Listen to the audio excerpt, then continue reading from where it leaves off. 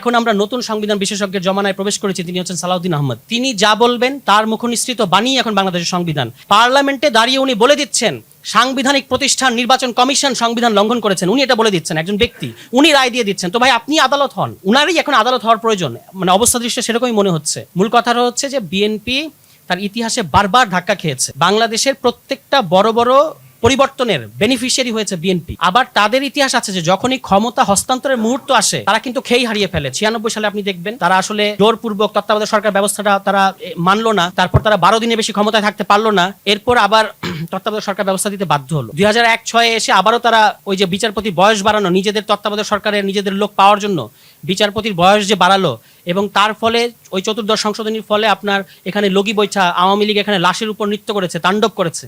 এটার নাম দিয়েছে গণতন্ত্রের পুনরুদ্ধার। আর আওয়ামী লীগ আমলে বিএনপি যখন গণতন্ত্রের জন্য সংগ্রাম করেছে ওটার নাম কিন্তু ছিল জ্বালাও পোড়াও। বিএনপি এই সমস্ত ইতিহাস থেকে কিছুই শেখে নাই। গোল দিয়েছে এটা সত্য, এখন ট্রফি নিয়ে দৌড়াচ্ছেন আপনারা, এই হচ্ছে অবস্থা। এবং গতকালকে যেটা আমরা দেখতে পেলাম, আমাদের এই অঞ্চলের সর্বজন শ্রদ্ধেয় রাজনীতিবিদ শেরেবাংলা একে ফজলুল হক একবার পার্লামেন্টে বলেছিলেন কনস্টিটিউশনাল ড্রামা। তো গতকালকে আমরা আসলে একটা কনস্টিটিউশনাল ড্রামা দেখলাম। এই ড্রামায় একদিকে আছেন নির্বাক জেস্টার পলিটিক্স করা প্রধানমন্ত্রী, যিনি গালে হাত দিয়ে বসে থাকেন। 2 ঘন্টা আলোচনা হয়েছে গতকালকে জুলাই সনদ, গণভোট, জুলাই সনদ বাস্তবায়ন আদেশ ইত্যাদি প্রশ্নে। গতকালকে 2 ঘন্টা আলোচনা হয়েছে। সরকারি দল 1 ঘন্টা আলোচনা করেছেন, এবং আমাদের জেস্টার পলিটিক্স করা মাননীয় প্রধানমন্ত্রী তিনি গালে হাত দিয়ে পুরোটা সময় বসেছিলেন, টেবিল চাপড়েছেন, একটা শব্দ উচ্চারণ করেন নাই। আর এদিকে স্বরাষ্ট্রমন্ত্রী 30 মিনিট কথা বলেছেন। এটাই কিন্তু বাংলাদেশের বর্তমান পরিস্থিতিকে ডিফাইন করে অনেকটা। আমরা যারা বুঝি ওই যে বলে যে বুদ্ধিমানদের জন্য ইশারাই যথেষ্ট। এখন কথাটা হচ্ছে যে এই যে আমাদেরকে ওনারা এখন গণভোটের প্রশ্নেরও চুলচেরা বিশ্লেষণ করছেন, আপনারা দেখতে পাচ্ছেন। ক্ষমতায় গেলে সবাই এরকম করে। এই গণভোটের পক্ষে ওনারা বলছেন যে এই প্রশ্ন পড়তে আমার তো 3.5 ঘন্টা লেগেছে, স্বরাষ্ট্রমন্ত্রী নাকি 3.5 ঘন্টা লেগেছে। তো প্রধানমন্ত্রী যখন নির্বাচনী ক্যাম্পেইনে বললেন যে আপনারা দয়া করে গণভোটে হ্যাঁ ভোট দেবেন, উনি কি না পড়ে গণভোটে হ্যাঁ ভোট দিয়েছিলেন? এবং এখন যে আপনারা 4টা প্রশ্নের কথা বলছেন, এবং এই যে আমাদের ব্যারিস্টার গতকালকে আন্দালি ব্রাহ্মণ পার্থ ভাই, সন্দেহ নাই কোনো উনি অত্যন্ত একজন সুবক্তা, কিন্তু ঠিকমতো কিন্তু আদেশ কিংবা ওই গণভোটের প্রশ্নটা উনি নিজেও পড়েন নাই।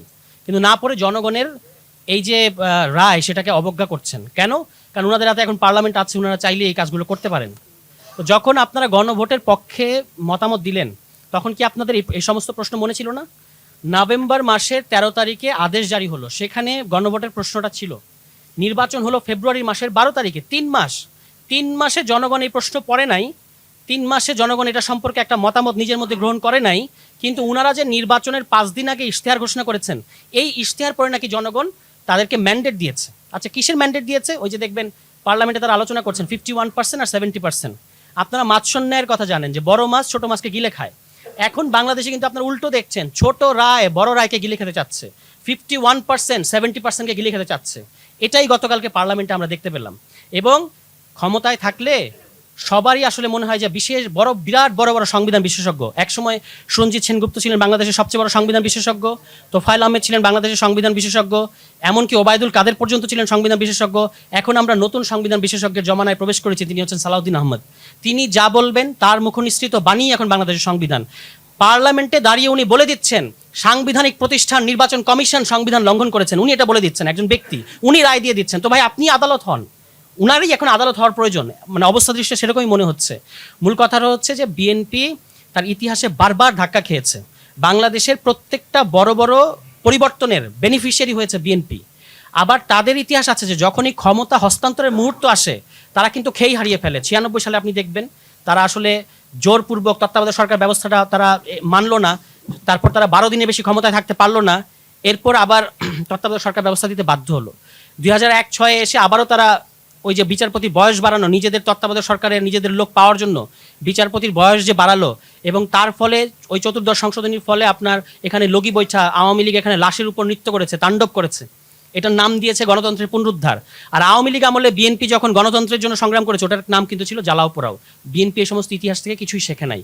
এবং এরপরেও এই যে তারাই 14দশ সংশোধনী করলো, লগি বইটা হলো, এবং তারপরে এই যে দীর্ঘ লম্বা ফ্যাসিবাদ, এইটার পরে বিএনপি যাতে তাদেরই একটা কাণ্ডের কারণে যে আপনার এত লম্বা সময় ক্ষমতার বাইরে থেকে ছিল, এখান থেকে কিন্তু তাদের কোনো শিক্ষা নাই। আজকে তারা যে যে মানে আমি বলবো যে চাতুরি রাজনীতিটা করছে, যে এখন দেখবেন তারা খুবই জুলাই সনদ তারা অক্ষরে অক্ষরে মানবেন। তো জুলাই সনদ যে আপনারা অক্ষরে অক্ষরে মানবেন, ওই নির্বাচনে 3.4% নমিনেশন দিলেন কেন নারীদেরকে? 5%-এর কথা ছিল তো। তো বুঝলাম জামায়াত ইসলামী কিংবা বিরোধী দল 5% দেন, আপনারা দিয়েছেন, কোথায় অক্ষরে অক্ষরে মানলেন? আপনারা তো 5% দেন নাই, ইতিমধ্যেই তো ভায়োলেট করে বসে আছেন। আসলে তাদের জন্য জুলাই সনদটাও এখন হয়ে গেছে একটা পলিটিক্যাল অস্ত্র। এই অস্ত্র দিয়ে তারা কি করবে? গণভোটকে তারা গায়েব করে দিবে। আপনারা এটা এখন আর কিন্তু এই অভিযোগ করে লাভ নাই যে বিএনপি জুলাই সনদ মানবে না বা বিএনপি জুলাই সনদ মানতে চায় না। এটা বললেই তারা বলবে আমরা তো জুলাই সনদ অক্ষরে অক্ষরে বাস্তবায়ন করব। কিন্তু তারা যেটা এখন যে খেলাটা তারা খেলতে চাচ্ছে সেটা হচ্ছে তারা গণভোট বাস্তবায়ন করবে না। গণভোটে 4টা প্রশ্ন জনগণ বুঝে না, গণভোটে এই প্রশ্ন তারা বুঝে না, এই কথাগুলো তারা এখন বলা শুরু করেছে। একটু মনে করে দেখেন, 1991 সালে যখন বেগম খালেদা জিয়া গণভোট দিলেন, সেখানে সংবিধানের 16টা অনুচ্ছেদের ব্যাপারে মতামত দিতে বলা হয়েছিল জনগণকে। তখন কি আপনাদের এই সমস্ত প্রশ্ন মনে ছিল না? তখন আন্দালিব রহমান পার্থ এত বয়সে এত ছিল না বলে হয়তো এই প্রশ্নগুলো তিনি করতে পারেন নাই। ভাগ্য ভালো বাংলাদেশের যে তখন আন্দালিব রহমান পার্থ ছিলেন না, নাহলে তো এই প্রশ্নগুলো করতেন তিনিও। এবং সংবিধান ছুঁড়ে ফেলার কথা মানে আমরা বলি এই কারণে আমরা নাকি স্বাধীনতা বিরোধী। গতকালকে তিনি এই কথাটা বলেছেন। আপনি তো 1 বছর আগে সংবিধান ছুঁড়ে ফেলার কথা বলেছেন, এত দ্রুত ভুলে গেলে হবে? এবং বেগম খালেদা জিয়াও এই কথা বলেছেন। এখন বিএনপি আসছে আমাদেরকে বলতে যে না, বেগম খালেদা জিয়া সংবিধান ছুঁড়ে ফেলতে বলেন নাই, তিনি সংশোধনী ছুঁড়ে ফেলতে বলছেন। আমি নিজ কানে শুনতে পাচ্ছি বেগম খালেদা জিয়া সংবিধান ছুঁড়ে ফেলার কথা বলছেন, কিন্তু বিএনপির যারা এই যে এখন যে 72 প্রেমী যে অ্যাক্টিভিস্টরা আছে, 72 প্রেমী যে অ্যাক্টিভিস্ট তৈরি হয়েছে, তারা এখন বলছেন না, সংশোধনী ছুঁড়ে ফেলার কথা বলেছেন তিনি। এটা হচ্ছে বিএনপি হলো 72 সংবিধানের মধ্যে ছোট ভাই। বিএনপি কিন্তু যতই বলুক বাংলাদেশি জাতীয়তাবাদী, বিএনপিও বাঙালি জাতীয়তাবাদী রাজনীতিই করে, নাহলে 72 সংবিধানের জন্য এত প্রেম থাকবে কেন তাদের? এবং এই খেলায় তারা হচ্ছে ছোট খেলোয়াড়।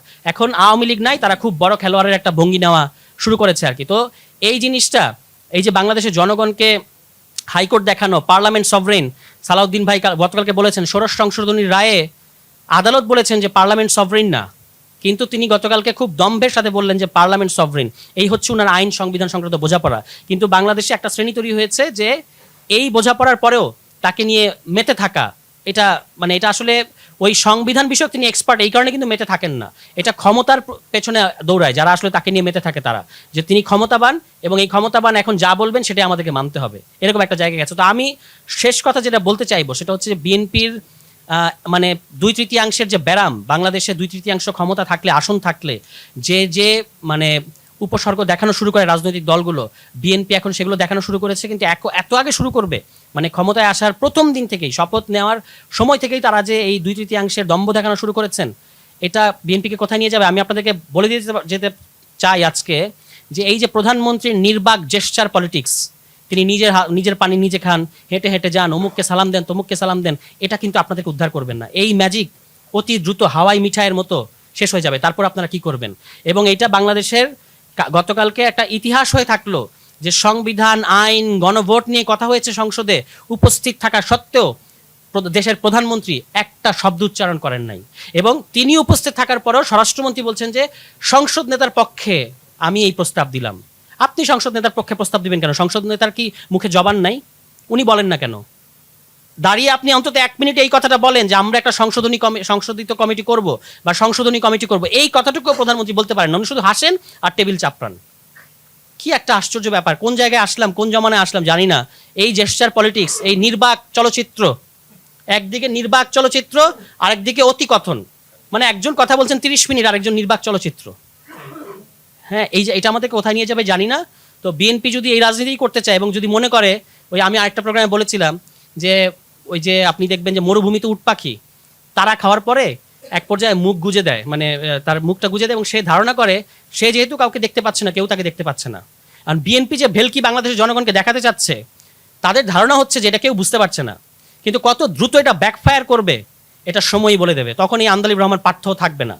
এই আন্দালিব রহমান পার্থ কিংবা ওই যে পেছনে বসা জুনায়েদ সাকি, যিনি সংবিধান সংস্কার পরিষদের সবচেয়ে বেশি ক্রেডিট নিতেন বাংলাদেশে, আজকে তিনি ওই যে আন্দালিব রহমান পার্থ যখন বললেন কোথায় পাইছেন এই সংবিধান সংস্কার পরিষদ, পেছনে মুখ থমথম করে বসা হচ্ছে জুনায়েদ সাকি। তো ভাই জুনায়েদ সাকিকে জিজ্ঞেস করেন কোথায় উনি পেয়েছিলেন, উনি তো এটার কৃতিত্ব নেন সবচেয়ে বেশি। এখন অবশ্য মুখে চুপ। তো আশা করেছিলাম কালকে জুনায়েদ সাকিও কথা বলবেন, যেহেতু এটা উনার নাকি ব্রেইন চাইল্ড, যদিও এটা একটা মিথ্যা কথা, উনার ব্রেইন চাইল্ড না। এই সংবিধান সংস্কার পরিষদ নাকি গণসংহতি আন্দোলনের রাজনীতি, এটা নাকি জুনায়েদ সাকির রাজনীতি। তো আপনি কালকে কথা বললেন না কেন? আমাদেরকে নির্বাচনের আগে জুনায়েদ সাকিব বলতেন, মানে সাকিব ভাই, আমাদের প্রিয় সাকিব ভাই, উনি আমাদেরকে বলতেন যে বিএনপির সাথে যে যাব, আবার তো বের হয়ে আসার একটা রাস্তা তো রাখতে হবে। তো এখন আমি দেখি যে আপনি কোন দিক দিয়ে বের হয়ে আসেন, এটা আমরা দেখব। প্রতিমন্ত্রী তো হয়ে গেছেন, আমাদেরকে বলছেন যে আসো সবাই একসাথে বিএনপির কাছে যাই, তারপর আবার বের হয়ে আসার একটা রাস্তা আমাদেরকে রাখতে হবে। তো এখন কোনভাবে আপনি যান, এই বিএনপির সাথে ছোট ইনু হয়ে কতদিন থাকতে পারেন? মন্ত্রীও তো বানায় নাই, প্রতিমন্ত্রী বানিয়েছে। এই ছোট ইনু হয়ে কয়দিন থাকা যায়? সাকিব হয়তো রাগ করবে এটা শুনলে, কিন্তু এই ছোট ইনু হয়ে, ছোট মেনন হয়ে কতদিন থাকতে পারেন সেটা আমরাও দেখব। সবাই ভালো থাকবেন, আসসালামু আলাইকুম।